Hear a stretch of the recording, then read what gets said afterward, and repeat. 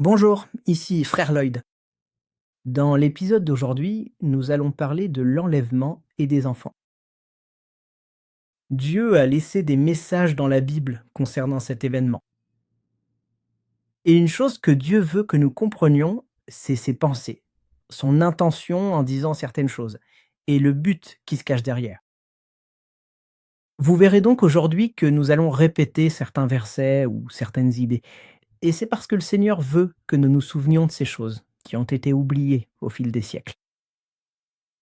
Nous allons maintenant commencer à parler de l'enlèvement et des enfants, car le Seigneur revient bientôt, et il y a une chose que le Seigneur veut que nous sachions. En tant que responsable d'enfants, pasteur pour enfants, nous sommes responsables des enfants qui sont sous notre supervision et notre surveillance. Mais pas seulement cela, nous devrions aussi aller vers les garçons et les filles qui ne sont pas actuellement sous notre responsabilité. Alors, ouvrons nos Bibles à 1 Thessaloniciens et rappelons-nous ce qui va se passer. Premier épître aux Thessaloniciens. Le son de la trompette annonce le retour de Jésus-Christ et l'enlèvement de l'Église. C'est un signal céleste, fort et sans équivoque, destiné à réveiller les morts en Christ et à rassembler tous les croyants pour le rencontrer dans les airs. Il est écrit que tous les croyants le rencontreront dans les airs. Mais qu'est-ce qu'un croyant? Eh bien, ouvrons l'évangile de Jean, chapitre 3, et répondons à quelques questions au passage. Jean, chapitre 3, commençons au verset 3. Jésus lui répondit, en vérité, je te le dis. Si un homme ne naît de nouveau, il ne peut voir le royaume de Dieu. Ici, Jésus s'adresse à un chef religieux, Nicodème. Verset 4. Voyons la réponse de Nicodème. Nicodème lui dit, comment un homme peut-il naître de nouveau quand il est vieux? Peut-il entrer une seconde fois dans le ventre de sa mère et naître? Ici, Nicodème pense complètement en termes naturels, au corps physique et à la naissance physique d'un bébé. Et Jésus lui répondit, en vérité, je te le dis, si un homme ne naît d'eau et d'esprit, il ne peut entrer dans le royaume de Dieu. D'accord, donc Jésus dit qu'il faut naître de nouveau, mais il parle de la renaissance de l'esprit, pas d'une renaissance physique. Jésus dit ici, ce qui est né de la chair, et ce qui est né de l'esprit est esprit. Il faut donc naître de nouveau. Donc, pour faire partie de ceux qui rencontreront Jésus dans les airs, il faut être né de nouveau. Alors, que signifie naître de nouveau? Eh bien, cela veut dire que vous devez être une nouvelle création. Alors, ouvrons 2 Corinthiens 5, verset 17. Il est écrit là, ainsi, si quelqu'un est en Christ, il est une nouvelle créature. Les choses anciennes sont passées. Voici, toutes choses sont devenues nouvelles. Donc, quand on est de nouveau, on devient une nouvelle créature ou une nouvelle création. La nouvelle naissance spirituelle instantanée, alors c'est ça, naître de nouveau, se produit lorsque vous acceptez le Christ comme votre sauveur. Alors, maintenant, la question est comment accepter le Christ comme son sauveur? Eh bien, la Bible nous donne des instructions. Alors, ouvrons la lettre aux Romains, chapitre 10, à partir du verset 8. Il est écrit ceci. Mais que dit Paul? La parole est près de toi. Elle est dans ta bouche et dans ton cœur. C'est la parole de foi que nous prêchons. Si tu confesses de ta bouche le Seigneur Jésus, et si tu crois dans ton cœur que Dieu l'a ressuscité d'entre les morts, tu seras sauvé. Car c'est avec le cœur que l'on croit pour obtenir la justice, et c'est avec la bouche que l'on fait une confession pour parvenir au salut. Donc, ce que tu dois faire si tu veux personnellement recevoir le Christ comme ton Seigneur et Sauveur et naître de nouveau, c'est croire dans ton cœur et le confesser avec ta bouche. D'accord. Qu'est-ce que cela signifie? Tu dois croire que Jésus est mort et qu'il est ressuscité. Et tu dois le dire avec ta bouche. Et cela peut se faire sous forme de confession ou de prière. Oui, d'une déclaration. Mais il faut que tu crois dans ton cœur et que tu le dises avec ta bouche. C'est un acte de foi. Alors tu pourrais dire: «Bon, maintenant que je sais comment naître de nouveau et que je l'ai fait, mais pourquoi fallait-il que je le fasse?» Eh bien, la Bible dit que tous ont péché et sont privés de la gloire de Dieu. Et donc dans l'Épître aux Romains, chapitre 7, verset 11, elle explique pourquoi. Elle dit que en tant qu'êtres humains, on pense qu'on peut pécher sans en subir les conséquences. Et on pourrait penser que certains péchés sont plus graves que d'autres. On n'y pense peut-être pas. Mais en réalité, n'importe quel péché te coupe de Dieu. Parce qu'il n'y a eu qu'un seul être parfait, et son nom est Jésus-Christ. Et lui n'a jamais péché. Malheureusement pour nous, nous avons péché. Et probablement dès notre plus jeune âge. Mais cela nous dit et nous explique, tu sais, surtout pour les adultes. Mais le fait est que les enfants n'ont pas à passer par ce que nous devons faire en tant qu'adultes. Mais regardons quand même. Et voyons qui est la porte, ou qui est l'entrée. Et c'est Jésus. Il est écrit dans Matthieu chapitre 7, verset 13, entrez par la porte étroite, car large est la porte, et spacieux le chemin qui mène à la perdition. Eh, il y en a beaucoup qui entrent par là. Car étroite est la porte, et resserré le chemin qui mène à la vie, et il y en a peu qui le trouvent. Là, Dieu nous donne un indice. Vous voyez, pour beaucoup de gens, il est dit que parce que la porte est étroite et le chemin resserré mène à la vie. Mais peu, très peu, la trouvent. Donc ceux qui ne trouvent pas la porte dès leur plus jeune âge, il est dit que peu la trouvent en vieillissant. Cela nous montre déjà qu'il est plus difficile pour les adultes de trouver la porte que pour les enfants. Et nous, en tant qu'animateurs auprès des enfants, pasteurs d'enfants et pasteurs, devons comprendre que la porte n'est pas facile à trouver pour les adultes plus tard dans la vie. Mais c'est très facile pour les enfants dont nous avons la responsabilité de trouver la porte, car nous pouvons les y conduire directement. Maintenant, dans Jean 10, il est dit, commençons au verset 7.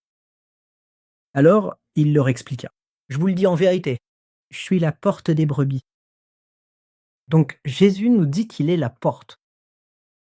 Tous ceux qui sont venus avant moi étaient des voleurs et des brigands. Mais les vrais brebis ne les ont pas écoutés. Oui, je suis la porte. Ceux qui entrent par moi seront sauvés. Ils entreront et sortiront librement, et trouveront de bons pâturages.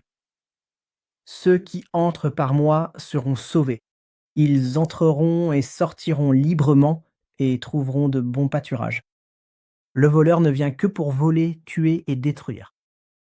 Moi, je suis venu pour qu'ils aient la vie et qu'ils l'aient en abondance. Est-il plus facile d'amener des adultes ou des enfants à Jésus? Eh bien, nous avons répondu à cette question. Ce sont toujours les enfants, c'est plus facile. Lequel est plus facile à gérer? Un bélier alpha sauvage ou un petit agneau nouveau-né? Ce sera un agneau. Alors, tournons-nous maintenant vers l'arche de Noé pour comprendre un peu le salut du point de vue de l'Ancien Testament. La plupart d'entre nous connaissent l'histoire de l'arche de Noé et que les animaux sont venus deux par deux, mâles et femelles. Mais parlons de Noé et de sa famille. Maintenant, une chose que nous devons savoir, ou que nous devrions savoir en tant que ministre, c'est que l'arche de Noé est une figure du Christ. Ok. Eh bien, pour naître de nouveau, ou être sauvé, il faut être en Christ. L'arche de Noé est une figure du Christ, parce que pour échapper à la mort lors du déluge, il fallait être dans l'arche. Donc, être dans l'arche, c'est une image du fait d'être en Christ. C'est un peu comme une illustration. Et à votre avis, combien d'enfants y avait-il dans l'arche? Eh bien, il n'y avait pas d'enfants. Et c'est un point qu'il faut noter. Il n'y avait pas d'enfants dans l'arche. Alors, pourquoi pensez-vous que les enfants seraient automatiquement inclus dans l'enlèvement? Ce n'est pas le cas. Ils doivent être croyants, tout comme les adultes. Il y en a qui sont bien trop jeunes pour comprendre ou avoir la possibilité d'accepter le Christ. Donc, ils seront inclus. Mais même à un très jeune âge, si un enfant a péché, si l'on regarde les Écritures, si le péché l'a déjà séparé de Dieu, il doit naître de nouveau pour devenir croyant. Parce que tous les croyants rencontreront Jésus dans les airs. Ce sont les croyants qui rencontreront Jésus dans les airs, pas les non-croyants. Nous avions déjà abordé quelques-uns des idées fausses que le diable a introduites dans l'Église, comme l'âge de raison et la tradition juive selon laquelle les enfants ne sont pas des adultes. D'accord, mais il n'est pas écrit dans la Bible que les enfants n'ont pas besoin d'être sauvés. En fait, la plupart des gens entrent, comme nous l'avons mentionné auparavant, dans ce que nous appelons le corridor de risque lorsqu'ils étaient enfants. Et si vous mourrez dans ce corridor de risque, vous n'allez pas au paradis.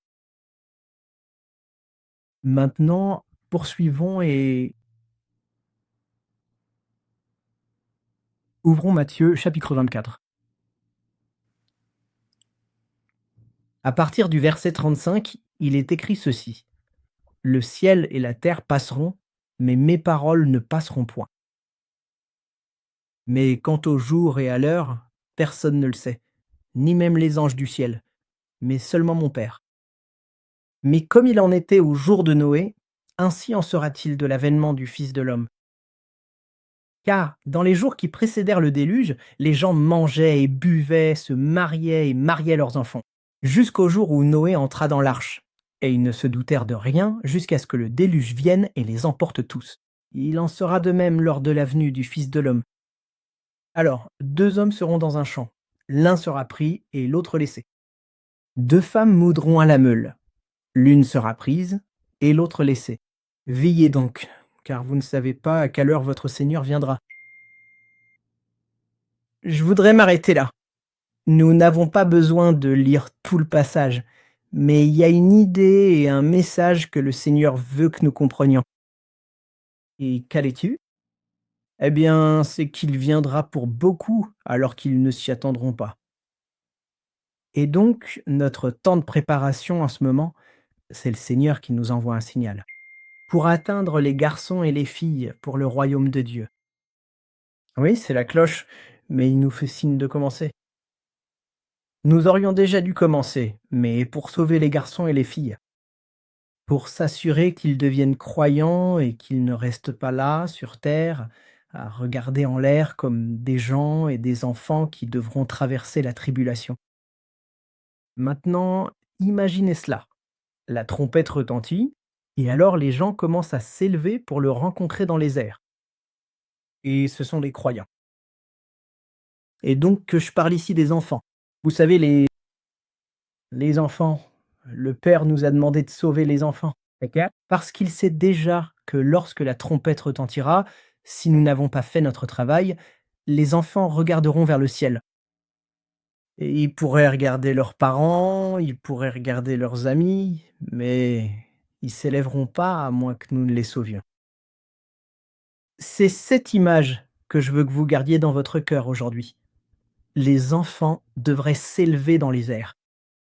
Et la façon dont ils s'élèvent dans les airs, c'est qu'ils sont nés de nouveau. D'accord? Oui, on peut parler des exceptions, des garçons et des filles qui ont 1 an, qui ne parlent même pas encore ou qui ne comprennent même pas. Il y a beaucoup de communication des parents sur des choses spirituelles à un âge trop jeune. Ai-je vu des garçons et des filles être sauvés à l'âge de 2 ans? Oui. Ai-je vu le Saint-Esprit descendre sur eux, leur donner un nouveau langage confirmant qu'ils sont sauvés? Oui. Donc, en gros, à l'âge de 2 ans, ils pourraient être laissés derrière? Pas tous, parce que ce n'est pas le cas de tous. Ils n'ont pas tous reçu le message concernant Jésus-Christ, d'accord? Dieu jugera avec justice, mais le message aujourd'hui, c'est que l'enlèvement va avoir lieu et que nous sommes responsables de veiller à ce que les enfants dont nous avons la charge, et probablement aussi ceux vers qui nous devrions aller, le Seigneur nous demandera pourquoi nous ne les avons pas amenés au salut. D'accord, ce ne sera pas un bon jour, mais nous devrions concentrer nos efforts pour que les enfants soient sauvés. Pourquoi? Parce que l'enlèvement va avoir lieu et nous devrions nous assurer que les enfants monteront avec les autres croyants. Nous devrions faire quoi? Nous devrions les amener à naître de nouveau. Leur faire la déclaration, la confession ou la prière pour recevoir Jésus comme Seigneur et Sauveur. Ce que nous devrions faire, c'est nous assurer que les garçons et les filles soient sauvés. Alors, laissez-moi prier pour vous. J'espère que cette leçon est une nouvelle communication de la part de Dieu concernant les enfants et l'enlèvement. Père céleste, merci pour le message d'aujourd'hui. Puisse-t-il marquer chaque cœur. Père, nous te remercions pour ce que Jésus a fait pour nous. Et je prie pour tous ceux qui écoutent, Père, afin qu'ils soient fortifiés, Père, et oints pour annoncer l'évangile aux enfants. Au nom de Jésus, Amen.